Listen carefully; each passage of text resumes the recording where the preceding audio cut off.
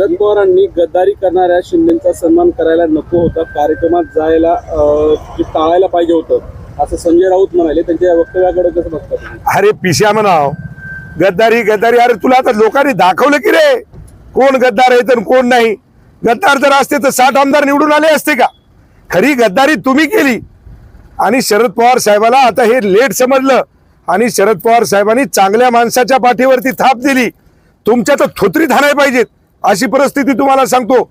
आणि शरद पवार साहेबाला समजलंय.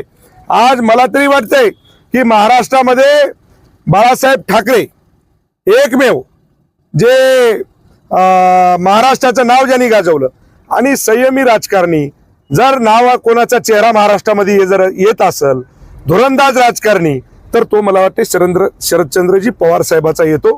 त्याच्यामुळे शरदचंद्र पवार साहेब हे काय तुम्हाला सांगतो सोपं माणूस नाही.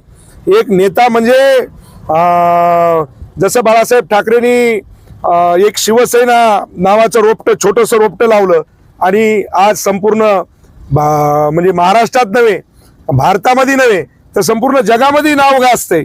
त्याच पद्धतीचं काम मला वाटतं शरद चंद्रजी पवार साहेबांचं सुद्धा या महाराष्ट्रातल्या जनतेने बघितलेलं आहे. शरद पवारांबद्दल